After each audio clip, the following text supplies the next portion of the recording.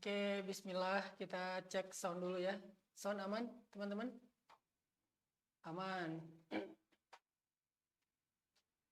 Oke. Ngelihat berapa orang di mana di sini? Mana sih?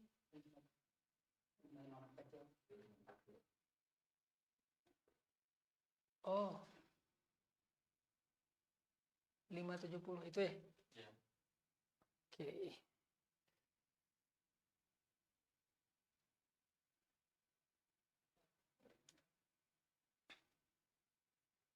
Kayaknya jangan digedein, Man, biar bisa baca komen. Nah, nggak ada suaranya, Ustaz. Cek, cek, cek, cek, cek. Suaranya ada nggak? Tes suaranya pelan. Kayaknya volume di HP teman-teman kurang gede. Coba HP-nya digedein dulu suaranya. Suaranya kecil. Oh, berarti banyak yang bilang suaranya pelan. Coba Anwar, digedein lagi suaranya. Cek, cek, tes, bismillah. Udah? Gimana teman-teman, suaranya udah merdu belum? Suara Ustadz memang kalem. Benar, makasih Mbak. Siapa nih? Mbak Nadia. Tidak ada suara. Ini kayaknya HP-nya lagi di mute. Udah kok Ustadz, aman. Oke, udah ya.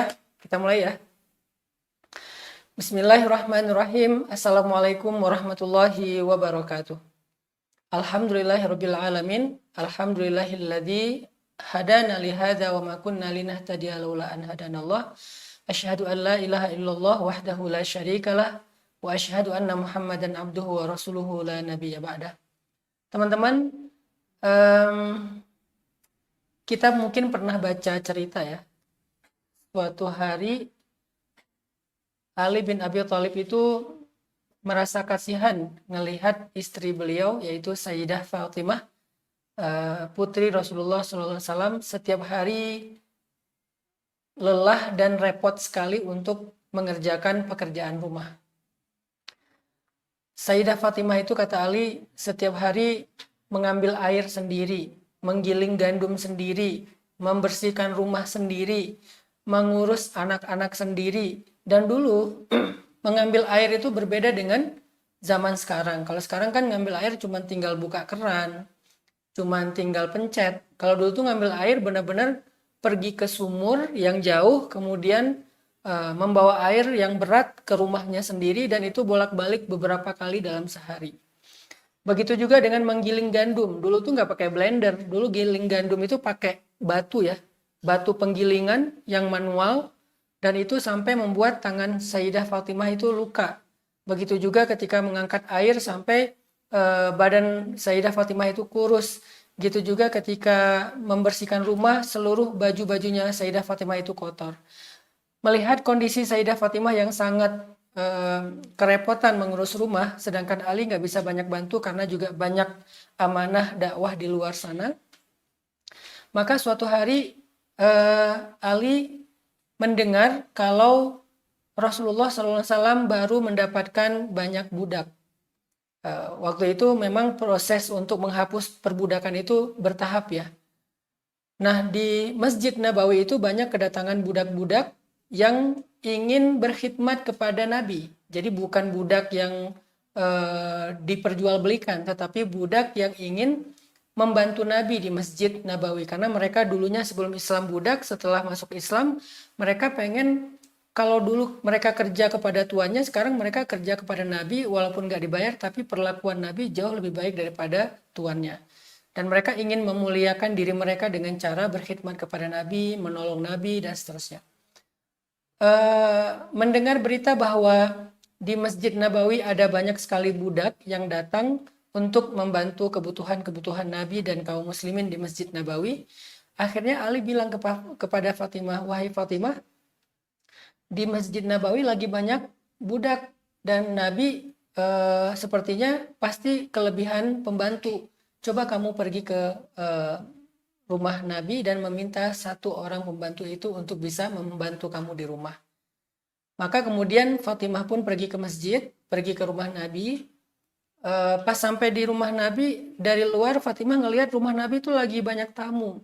Jadi banyak sekali orang di rumah Nabi karena emang Nabi ini sering menerima tamu untuk dakwah, untuk curhat, untuk belajar, untuk dengar Al-Quran dan seterusnya. Sehingga Fatimah dari luar ngelihat rumah Nabi itu lagi banyak tamu.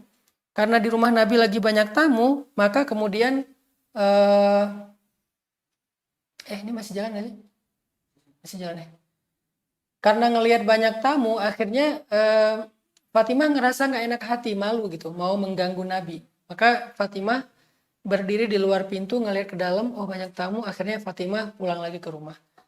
Saat Fatimah ada di luar pintu, di luar rumah, Nabi itu sebetulnya ngelihat, oh ada Sayyidah Fatimah, ada anakku Fatimah. Cuman karena banyak tamu, Fatimah pulang lagi dan Nabi ngerasa nggak enak hati. Karena Nabi ini sayang banget sama Fatimah. Maka besoknya Nabi datang ke rumah Ali, datang ke rumah Fatimah. Tok tok tok, assalamualaikum, waalaikumsalam. Masuklah Nabi ke rumah Fatimah. Kemudian Nabi bertanya, wahai Ali, wahai Fatimah, kenapa kemarin Fatimah ke rumah? Ada apa gitu? Kemudian Fatimah diam aja, malu, nggak mau menceritakan. Kata Nabi, wahai Fatimah, ngomonglah ada apa gitu. Kata Ali, ya Rasulullah, Fatimah sebetulnya malu untuk menyampaikan ini dan merasa nggak enak hati. Fatimah merasa takut mengganggu kebutuhan Rasulullah SAW. Memangnya kenapa, kata Nabi? Kata Ali, saya kasihan ngelihat Fatimah setiap hari capek, setiap hari repot, setiap hari lelah, dan saya takut dia sakit, saya takut dia nggak nyaman, saya takut dia tertekan. Karena setiap hari Fatimah itu mengurus rumah, mulai dari menggiling gandum, kemudian mengangkat air, kemudian membersihkan rumah, mengurus anak-anak, membantu fakir miskin. Bukan hanya di dalam rumah, tapi juga ke tetangga. Fatimah suka membantu orang. Sehingga saya ngerasa Fatimah ini kalau ngurus segala sesuatu sendiri nanti kasihan. Dia jadi sakit, dia jadi lelah, dan seterusnya. Sehingga akhirnya saya meminta Fatimah untuk datang kepada engkau ya Rasul, meminta satu orang budak agar bisa membantunya di rumah, karena aku mendengar lagi banyak budak di Masjid Nabawi. Mendengar curhat dari Ali tentang istrinya, maka Nabi SAW tersenyum dan kemudian bilang ke Fatimah, wahai Fatimah, mau nggak ayah kasih tahu sesuatu yang, mau nggak ayah berikan sesuatu yang lebih baik daripada pembantu? Mau nggak ayah berikan sesuatu yang lebih baik daripada pembantu? Ali dan Fatimah langsung um, langsung penasaran. Kata Fatimah, apa itu wahai ayah yang lebih baik daripada pembantu? Kalau kita sekarang, kalau saya sebagai ayah, mungkin kalau anak saya perempuan udah nikah, saya ngelihat dia susah hidupnya, dia repot di rumahnya, suaminya juga sibuk dengan dakwah, pasti saya akan bilang, nak, kamu ayah beliin mesin cuci ya, nak, kamu ayah beliin dispenser ya, ayah beliin blender ya, ayah beliin apa misalnya kompor yang bagus, yang matic dan seterusnya. Ayah cariin pembantu ya, nanti biar ayah yang gajiin pembantu. Kalau saya sebagai ayah, pasti saya akan menawarkan itu. Dan Fatimah ketika ditanya oleh Nabi, maukah engkau aku berikan sesuatu yang lebih baik daripada pembantu? Fatimah semangat, antusias, penasaran. Apa kira-kira yang lebih baik daripada pembantu? Apakah kompor gas? Apakah mesin cuci? Apakah kulkas? Apakah dispenser? Apakah blender? Apakah seorang yang mungkin lebih ahli daripada seorang pembantu? Ternyata tahu nggak jawaban Nabi apa? Kata Nabi, bertakwalah kamu kepada Allah, kemudian setiap kali kamu mau tidur, bacalah subhanallah 33 kali, alhamdulillah 33 kali, Allahu Akbar 34 kali, maka sesungguhnya itu lebih baik daripada pembantu. Itu lebih baik daripada pembantu. Sehingga akhirnya Sayyidah Fatimah mendengar nasihat dari Nabi tentang bertakwa kepada Allah, kemudian membaca subhanallah 33 kali, alhamdulillah 33 kali, Allahu Akbar 34 kali, dan kata Nabi itu lebih baik daripada pembantu, seketika Fatimah mengatakan, saya ridho dengan keputusan Allah dan Rasulnya. Saya ridho dengan keputusan Allah dan Rasulnya. Artinya Fatimah percaya dan menerima nasihat Nabi bahwa yang lebih baik daripada pembantu adalah zikir subhanallah 33 kali, alhamdulillah 33 kali, Allahu Akbar 34 kali. Teman-teman, apa kira-kira pelajaran dari kisah Sayyidah Fatimah ini? Akhir-akhir ini kita banyak sekali mendengar orang yang tertekan ya secara mental. Ada yang tingkat yang paling ringannya mungkin stres. Tapi stres ini kalau dibiarin bisa sampai ke level depresi. Dan depresi biasanya sampai berujung dengan bunuh diri, na'udzubillahi min dzalik. Dan ketika saya coba baca-baca beberapa berita tentang data orang yang mengalami stres atau tertekan, terutama di kota-kota besar, tapi juga sekarang udah menyebar ya, bukan hanya kota-kota besar, tapi juga di pedesaan. Orang yang stres itu rata-rata ya karena dia mengalami semacam perubahan-perubahan yang cukup signifikan dan ekstrim dalam kesehariannya.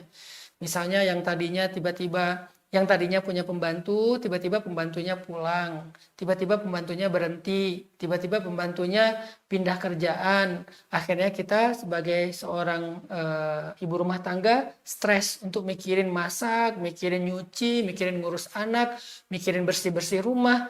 Itu bisa bikin stres. Atau orang yang kerja, misalnya tadinya dia kerja dengan atasan yang cukup memberikan ruang buat dia untuk ekspresi, untuk improve, tiba-tiba atasannya galak, strict, dan cukup kaku misalnya, sehingga dia jadi stres. Atau mungkin bukan atasannya, tapi lebih ke teman kerjanya yang bikin dia ngerasa nggak nyaman, akhirnya stres. Atau kita pulang kerja, tiba-tiba macet, dan itu kita biasanya nggak semacet itu, tapi tiba-tiba macet banget, akhirnya stres. Gitu juga kemarin kejadian yang seorang bapak, seorang ayah membunuh putrinya, menyakiti istrinya sampai menyiksa istrinya sampai koma. Itu kan salah satu di antara contoh-contoh orang yang mengalami tekanan sampai membuat dia secara mental itu mengalami stres. Nah, mungkin ini relate ya dengan kisah Fatimah, karena apa yang dialami oleh Fatimah itu adalah sesuatu yang cukup membebaninya dalam keseharian. Walaupun kita nggak mengatakan Sayyidah Fatimah stres, tapi kalau lelah ya, kalau capek ya, kalau terbeban ya, kalau repot benar. Cuman wajar kalau Sayyidah Fatimah berharap ada yang bisa bantu beliau di rumahnya.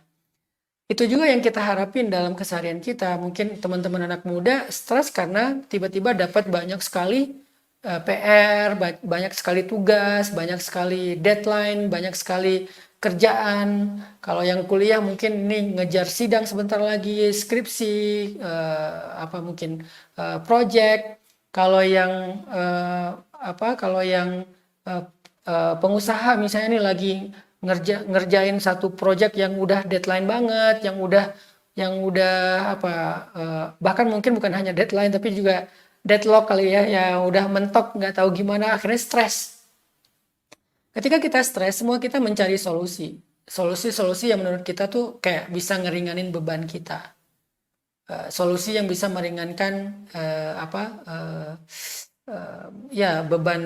beban pikiran, beban tenaga, beban waktu, beban pekerjaan. Kita mencari solusi seperti itu. Dan itu juga yang dicari oleh Sayyidah Fatimah. Sayyidah Fatimah mencari solusi untuk meringankan bebannya. Dan itu adalah usulan dari suaminya juga, yaitu Ali bin Abi Thalib. Yang bisa meringankan beban pekerjaan di rumah tangganya, meringankan tenaganya, meringankan pikirannya, meringankan repotnya. Itu yang dicari oleh Sayyidah Fatimah. Tapi tahu nggak? Ternyata Nabi tidak memberikan solusi itu. Justru yang diberikan oleh Nabi itu adalah solusi lain yang nggak pernah terduga oleh kita. Ketika kita stres dengan pembantu yang pulang, ketika kita stres dengan pekerjaan yang numpuk, dan semuanya juga lagi kejar deadline, ketika kita stres dengan tugas-tugas kuliah dan tugas-tugas sekolah yang banyak, ketika kita stres dengan networking kita atau dengan pertemanan kita, sosial kita, misalnya ketika kita stres dengan perilaku pasangan kita berpikir solusi apa yang bisa meringankan saya. Ternyata teman-teman, solusi yang diberikan Nabi itu adalah zikrullah, zikir. Solusi yang diberikan Nabi itu adalah zikir, bukan mesin cuci, bukan blender, bukan dispenser, bukan pembantu yang atau asisten rumah tangga yang expert. Yang diberikan oleh Nabi itu adalah zikir. Kenapa? Karena banyak masalah dalam kehidupan kita, banyak beban dalam kehidupan kita, terasa berat bukan karena bebannya berat. Banyak masalah yang kita alami dalam hidup itu terasa begitu mengganggu, bukan karena masalahnya memang terlalu besar dan mengganggu. Tapi kemampuan mental kita, jiwa kita dalam mengemban atau memikul beban itu gak terlalu kuat. Karena kita ngerasa hidup kita kayak nyesek ya. Kita ngerasa hidup kita nyesek, kita ngerasa hidup kita sempit. Itu bukan karena masalah kita besar sehingga hidup kita menjadi sempit, bukan. Seringkali bukan masalahnya yang besar, tetapi memang hatinya yang kecil. Bukan masalahnya yang besar, tetapi memang jiwa kita yang sempit. Bukan masalahnya yang berat, tetapi mental kita yang lemah. Karena kalau kita membandingkan dengan orang lain, kita kadang menemukan ada orang yang punya masalah lebih berat dari kita dan dia masih terlihat masih terlihat santuy, masih terlihat kuat, masih terlihat wajar dan masih mampu untuk bisa survive, bahkan dia bisa survive. Kadang kita ngerasa anak baru 1 atau 2, seorang ibu rumah tangga dengan anak 1 atau 2, dia udah ngeluh banget karena nggak ada asisten rumah tangga. Tapi di tempat lain ada ibu-ibu dengan anak 9, dia tidak semengeluh ini. Dan dia juga nggak punya asisten rumah tangga. Terkadang masalah utama dalam hidup kita itu bukanlah beban hidup, bukanlah gangguan dari luar, bukanlah musibah, bukanlah masalah, bukanlah sesuatu yang menjadi yang sifatnya dari luar. Bukan itu masalah utama dari hidup kita. Terkadang masalah utama dari hidup kita adalah hati kita, jiwa kita, mental kita, kekuatan diri kita. Sehingga yang kita butuhkan dalam menghadapi hidup itu nggak selalu solusi yang untuk meringankan beban. Nggak selalu solusi untuk menghilangkan masalah. Tapi kadang yang kita butuhkan dalam hidup itu adalah kekuatan jiwa, kekuatan batin, kekuatan mental, kekuatan fisik untuk mengangkat beban dan masalah tersebut. Saya sering ngasih analogi gini.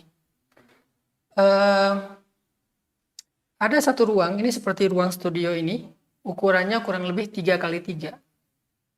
Ruang studio yang 3x3 ini, kalau diisi oleh oleh 10 orang misalnya, maka ruang ini akan terasa sempit. Ada 10 orang di sini, semuanya duduk bareng di sini, pasti akan terasa sempit ruang 3x3. Apalagi buat tidur, buat duduk aja udah pas-pasan. Buat tidur susah, untuk selonjoran aja susah, apalagi kita berbaring. Karena 10 orang di ruang 3x3. Lalu 10 orang ini dipindah ke ruangan lain yang ukurannya 10x10.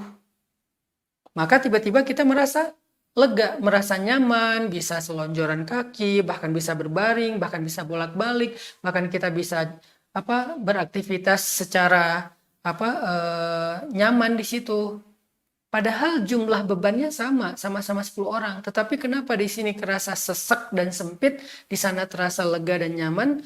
Bukan karena di sana bebannya lebih kecil, tetapi ruangnya lebih besar. Hidup kita kadang seperti itu, teman-teman. Seringkali kita mengeluh, saya gini, saya gitu, ini masalah kerjaan banyak banget, ini tugas banyak banget, ini teman-teman gak ada yang benar, ini dan ini itu, semuanya kita keluhin, seolah-olah kita tuh overweight.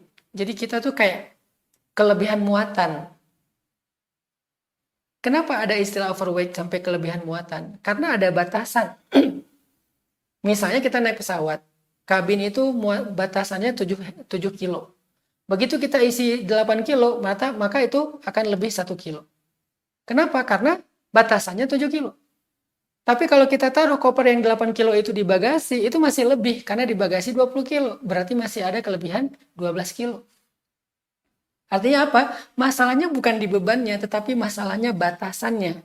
Kita mau membuat batasan itu sempit atau lega. Mau batasan itu kecil atau besar. Mau batasan itu ringan atau berat. Hidup kita kadang kayak gitu. Jadi kayak Nabi paham banget bahwa masalah Sayyidah Fatimah itu bukan di pekerjaan rumah aja. Walaupun itu sesuatu yang mungkin agak merepotkan. Tetapi masih wajar lah. Justru masalah Sayyidah Fatimah itu adalah kekuatan mental dalam menghadapi beban hidup. Kekuatan jiwa dalam menghadapi amanah rumah tangga. Itunya yang harus ditambah. Kekuatannya harus ditambah. Kebesaran hatinya yang harus diperbesar. Kelapangan dadanya yang harus diperluas. Kesiapan dan kekuatan mentalnya yang harus dikuatin lagi gitu. Sehingga akhirnya beban yang sama tadi bisa terasa lebih ringan. Maka Nabi memberikan solusi yang sangat istimewa, yang sangat luar biasa, yaitu terapi mental kepada Sayyidah Fatimah. Bukan solusi teknis, bukan solusi yang kita bayangin untuk meringankan beban hidup, tetapi terapi mental. Ini luar biasa loh. Sehingga Sayyidah Fatimah yang memang dasarnya seorang perempuan yang solihah, yang kurangnya sebagai anak Nabi, perempuan yang sempurna, bahkan salah satu dari 4 perempuan sempurna, iman Sayyidah Khadijah, ibunya sendiri yang luar biasa, dengan otomatis menerima nasihat Nabi dengan mengatakan saya terima, saya ridho dengan keputusan Allah dan Rasul. Maka sejak hari itu Sayyidah Fatimah mengamalkan zikir Subhanallah 33 kali, Alhamdulillah 33 kali, dan Allahu Akbar 34 kali, sampai akhirnya Sayyidah Fatimah merasa bahwa pekerjaan rumah tangganya itu ringan. Pekerjaan rumah tangganya itu bukan lagi beban bagi dia. Kok bisa? Kok bisa zikir itu menjadi sebuah kekuatan mental bagi Sayyidah Fatimah? Itulah kenapa Allah mengatakan Qad aflaha man zakkaha. Sungguh beruntung orang yang membersihkan jiwa. Bagaimana membersihkan jiwa? Salah satunya dengan zikir. Ala bidzikrillah tatmainnul qulub. Bukankah dengan zikir kepada Allah hati menjadi tenang? Hati menjadi tenang itu sebuah kondisi ketika jiwa seseorang itu dalam keadaan nyaman, dalam keadaan baik, maka hatinya menjadi tenang. Sehingga orang yang ahli zikir, dengan zikir yang benar, dengan zikir yang dimaknai, difahami, dihayati, dia paham betul maksud dari kalimat subhanallah, alhamdulillah, Allahu Akbar itu, dia ngerti banget maksudnya, maka itu akan menguatkan jiwanya. Kalau jiwanya sudah kuat, jiwanya sudah bersih, jiwanya sudah lurus, jiwanya sudah lapang, maka beban hidup itu akan terasa ringan. Kok bisa? Subhanallah, alhamdulillah, Allahu Akbar itu bisa membersihkan jiwa dan membuat beban hidup jadi ringan. Ini sederhananya aja ya, saya ringkas deh karena pembahasan ini panjang banget. Subhanallah itu adalah sebuah tasbih. Tasbih itu maknanya tanzih.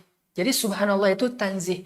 Kita bersihin segala macam prasangka kita kepada Allah. Itu subhanallah. Bahwa hidup kita ini tidak ada yang yang salah dari Allah. Bahwa takdir kita itu nggak ada yang salah, bahwa nasib kita itu nggak ada yang salah, bahwa hidup kita itu nggak ada yang kurang dari Allah. Allah selalu memberikan yang cukup buat kebutuhan kita. Allah selalu memberikan yang terbaik buat kita. Kita bersihin dulu nih prasangka kita terhadap Allah dengan subhanallah, maha suci Allah. Arti suci itu Allah maha terpelihara dari yang buruk, terpelihara dari salah mengambil keputusan, terpelihara dari memberikan takdir yang tidak baik untuk kita. Nggak mungkin, Allah maha bersih, maha suci dari semua itu. Dibersihin dengan 33 kali tanzih, tasbih, purifikasi, menjernihkan pikiran tentang Allah dari prasangka, zunun. Makanya ketika sahabat mulai khawatir dalam serangan musuh, mereka merasa kayak sendiri, nggak ada pertolongan dari siapa-siapa. Allah menyebutnya dengan istilah watadzunnuna billahi dzunun, dan kalian berprasangka kepada Allah dengan prasangka-prasangka yang nggak benar. Sehingga Allah menasihati mereka, menyuruh mereka membersihkan prasangka mereka. Itu ada dalam kalimat subhanallah. Ngerti nggak kita maksudnya? Jangan-jangan kita mengucapkan subhanallah sebagai ritual saja dan kita nggak ngerti, makanya tidak menguatkan jiwa. Kemudian alhamdulillah itu adalah grateful, merasa apa ya, merasa paling beruntung, berterima kasih, bersyukur terhadap kebaikan Allah. Itu arti alhamdulillah, artinya alhamdulillah itu sebuah ungkapan dalam jiwa seseorang bahwa dia merasa beruntung. Allah baik banget, Allah selama ini udah ngasih saya banyak nikmat. Kita ingat nikmat-nikmat Allah lewat alhamdulillah 33 kali itu. Nggak apa-apa yang keinget aja. Allah udah ngasih ini, Allah udah ngasih itu, Allah udah ngasih ini, Allah udah ngasih itu, Allah baik banget, Allah sangat peduli kepada saya, Allah. Yang baik-baik dimunculkan. Makanya saya pernah bilang tazkiyah itu ada dua arti. Yang pertama tathhir, yang kedua tanmiyah. Pertama pembersihan, yang kedua penumbuhan, diisi pembersihan dari yang buruk-buruk tentang Allah, kemudian ditumbuhkan yang baik-baik tentang Allah, dan memang harusnya seperti itu. Sehingga alhamdulillah itu adalah sebuah ungkapan ketika seseorang ngerasa dapat kebaikan. Allah itu baik banget, Allah begini. Ketika kita mulai ingat nikmat Allah, fa bi ayyi ala'i rabbikuma tukadziban, dalam zikir alhamdulillah, kita ngerasa diri kita beruntung. Yang terakhir ditutup dengan Allahu Akbar. Allahu Akbar itu artinya Allah maha besar, yang lain semuanya kecil. Allah maha kuasa, yang lain tidak ada yang berkuasa. Allah maha mampu, yang lain gak ada yang mampu. Segala sesuatu di tangan Allah pasti bisa. Ini semacam sebuah membangun optimisme, membangun keyakinan, membangun kepercayaan, membangun hope, harapan. Sehingga orang yang punya harapan, punya keyakinan, punya kepercayaan, punya pegangan, punya optimisme dalam hidupnya, dia akan kuat menghadapi masalah. Karena optimisme itu semacam suntikan vitamin yang bikin dia bertenaga lagi secara kejiwaan. Kenapa nggak optimis? Kan ada Allah yang maha besar. Ini masalah kecil. Ada Allah yang maha kuasa. Kalau saya emang nggak kuasa, saya nggak bisa ngadepin masalah ini. Tapi kan ada Allah. Allahu Akbar, Allahu Akbar, Allahu Akbar. Sehingga dengan tasbih, tahmid, takbir, akhirnya muncul sesuatu di dalam diri kita. Pertama muncul tanzih, kita purifikasi, bersihin prasangka buruk kepada Allah. Yang kedua muncul syukur, rasa menghargai apa yang Allah berikan. Yang ketiga muncul tajlil, mengagungkan Allah. Muncul pengagungan terhadap Allah, merasa Allah itu maha kuasa dan kita tidak kuasa. Dari situlah akhirnya mental itu menjadi kuat. Dari situlah akhirnya hati menjadi tenang. Dari situlah akhirnya jiwa menjadi lapang. Dalam kondisi itulah akhirnya kita mampu mengangkat beban hidup kita.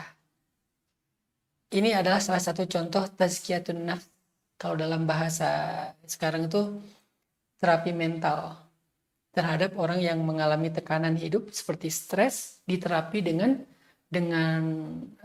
sebuah terapi yang paling baik yang Allah ajarkan lewat Rasulullah SAW, yaitu mengingat Allah lewat zikir yang diajarkan kepada Sayyidah Fatimah. Kuncinya, fahami apa yang kita baca. Sedalam mungkin, seluas mungkin makna dari kalimat yang kita baca. Itu kuncinya. Karena banyak orang yang mengamalkan terapi ini tapi tidak berpengaruh. Kenapa nggak berpengaruh kepada jiwanya? Karena dia nggak ngerti apa yang dia baca. Mungkin dia tahu terjemahannya tetapi tidak tahu pesan di dalam kalimat itu. Jadi message-nya tuh nggak dapet. Dia tuh nggak menerima sebuah pesan dari kalimat yang dia baca. Maka coba baca, pahami lagi, pelajari lagi, gali lagi. Sehingga kadang-kadang nggak perlu sampai 33 kali juga kita udah merasakan terapi mental yang sangat baik. Itu tuh semacam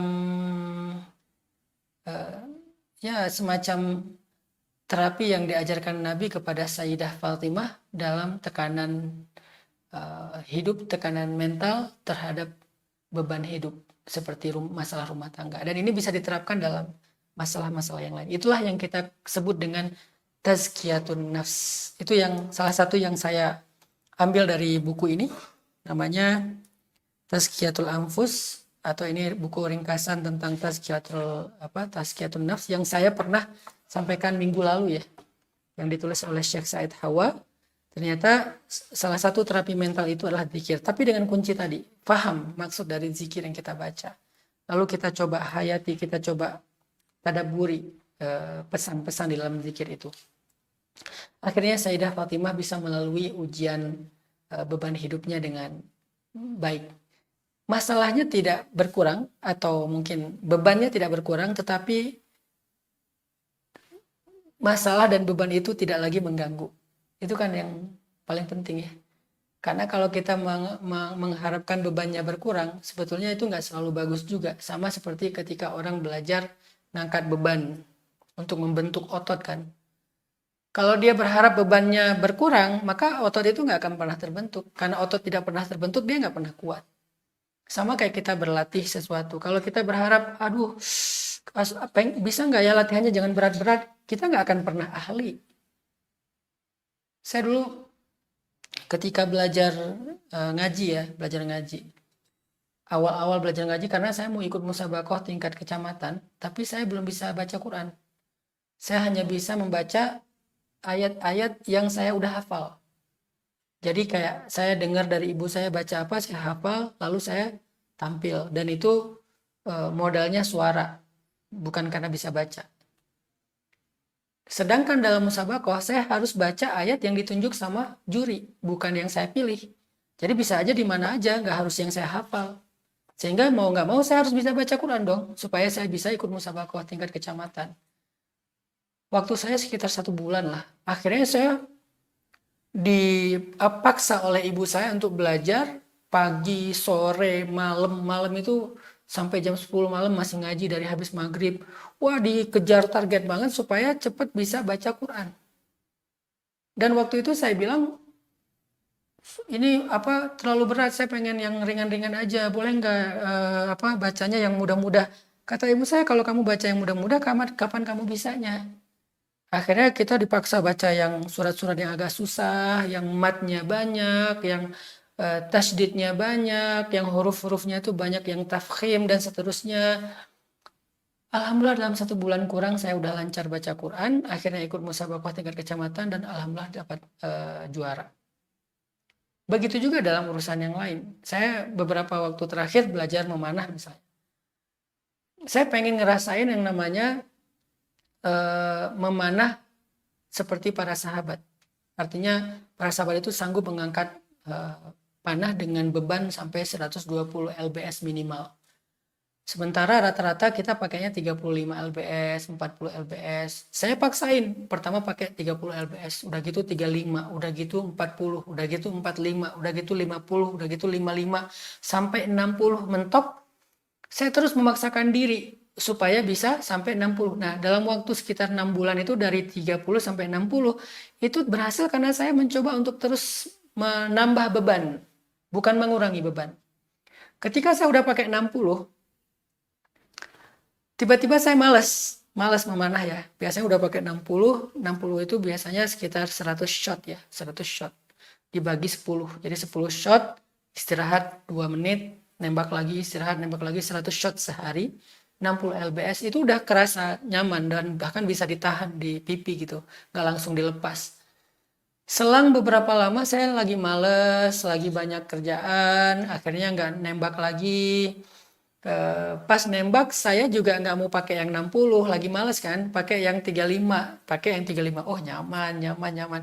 Begitu dikasih yang 45 atau 50, itu udah nggak kuat, apalagi 60. Hidup seperti itu teman-teman. Nggak selalu solusi yang kita butuhin itu adalah berkurangnya beban. Karena berkurangnya beban kadang nggak baik untuk kita, membuat kita lemah, membuat kita nggak lagi memiliki kemampuan, skill, membuat kita jadi downgrade gara-gara beban yang berkurang. Yang kita butuhin kadang-kadang bukan beban yang berkurang, tetapi kekuatan yang bertambah. Kemampuan yang bertambah. Sehingga dengan kekuatan bertambah, beban yang tadi terasa ringan buat kita. Saya dulu narik 60 lbs, buat saya itu nggak ringan juga sih, nyaman gitu, udah pas lah. Tapi buat teman-teman, itu berat. Mereka biasa narik 35, 40, 60 tuh, wah nariknya sampai geter. Terus pas udah ditarik itu pun nggak full draw ya, nggak narik full banget. Itu langsung lepas, nggak kuat nahan. Kenapa? Karena kekuatan mereka belum terbiasa. Itulah kenapa Nabi mengajarkan zikir, subhanallah, alhamdulillah, Allahu akbar, untuk menguatkan mental, melapangkan jiwa, menenangkan hati Sayyidah Fatimah, sehingga dengan kekuatan mental itu Sayyidah Fatimah merasa ringan mengangkat beban hidup. Itulah terapi mental yang diajarkan Rasulullah SAW. Kisah yang kedua, ini mungkin malam ini saya berkisah dua aja. Nabi itu pernah mengalami masa-masa yang sulit dalam hidup beliau. Sebetulnya banyak sih, tapi ini salah satu yang cukup luar biasa ya. Bahkan sampai tahun itu dikenal dengan tahun sedih, Amul Huzni, tahun kesedihan, karena Nabi sedih banget tahun itu. Tahun ketika Nabi kehilangan dua orang yang paling beliau cintai. Yang pertama adalah Sayyidah Khadijah, istri beliau yang pertama, yang sangat yang sangat berjasa dalam hidup Nabi dan dakwah Nabi, yang sangat berpengaruh dalam dakwah Nabi, yang sangat dibutuhkan oleh Nabi dalam kondisi-kondisi yang sulit. Nabi lagi sedang berat-beratnya perjuangan dan pasti kehadiran Khadijah itu penting sekali buat Nabi. Tapi tahun itu Allah takdirkan Khadijah kembali kepada Allah dan Nabi merasa sangat sedih dan merasa sangat kehilangan Khadijah. Ternyata bukan hanya Khadijah. Di tahun yang sama pun Nabi kehilangan satu orang lagi yang sangat penting bagi Nabi, yaitu paman beliau Abu Thalib. Yang selama ini udah membesarkan beliau sejak beliau masih anak-anak. Yang udah menolong beliau ketika beliau dimusuhi walaupun tidak masuk Islam. Yang selama ini menjadi pelindung beliau di antara ancaman-ancaman musuh. Artinya dua orang yang sangat penting dalam dakwah Nabi, dalam hidup Nabi, berpengaruh dalam kepribadian Nabi, dua-duanya Allah ambil di tahun yang sama. Sehingga Nabi merasa sangat kehilangan, merasa sangat sedih. Mungkin kalau kita ngalamin itu masuk ke level depresi kali. Karena banyak sekarang anak muda yang depresi setelah kehilangan ayah mereka. Ayahnya meninggal atau ibunya meninggal. Depresi karena ditinggalkan oleh pasangannya. Depresi karena ditinggalkan oleh pacarnya. Diputusin, diselingkuhin, dikhianatin, dan seterusnya. Depresi karena kehilangan pekerjaan. Depresi karena dibully di sosial media atau oleh teman-temannya. Depresi. Kalau kita levelnya mungkin depresi. Dan depresi ini kan level lanjut daripada stres ya. Yang udah tekanannya luar biasa. Kesedihannya berlarut-larut lebih dari 40 hari. Depresi. Tapi Nabi nggak sampai ke level depresi. Kita nggak bisa mengatakan Nabi depresi nggak. Tapi Nabi sedih. Ya, dan kesedihan Nabi itu kesedihan yang cukup lama. Lebih dari seminggu Nabi sedih. Kenapa? Ya wajar kesedihan beliau. Karena kehilangan Sayyidah Khadijah dan Abu Thalib, dua sosok yang luar biasa, terutama Sayyidah Khadijah. Dan Sayyidah Khadijah ini sangat membekas dalam hati Nabi. Bahkan setelah Nabi menikah sekalipun dengan Sayyidah Aisyah, perempuan yang sangat istimewa, cantik, menarik, pinter, soleha, udah sempurna juga lah. Nabi tetap gak bisa ngelupain Sayyidah Khadijah. Ketika ada perempuan itu sepupunya Sayyidah Khadijah datang ke rumah Nabi, mendengar cara ngomongnya mirip seperti Sayyidah Khadijah, Nabi itu kayak ngerasa ada Khadijah gitu, kayak muncul lagi tiba-tiba memori tentang Sayyidah Khadijah yang membuat Aisyah merasa cemburu. Saking membekasnya Sayyidah Khadijah dalam hati Nabi SAW. Maka kebayangkan gimana sedihnya Nabi ketika kehilangan Sayyidah Khadijah. Kalau Sayyidah Khadijah istri biasa mungkin Nabi juga ya sedih tapi wajar. Tapi karena ini adalah istri yang paling membekas, yang dengannya turun banyak ayat Al-Quran, salah satunya ya ayyuhal muzammil dan seterusnya.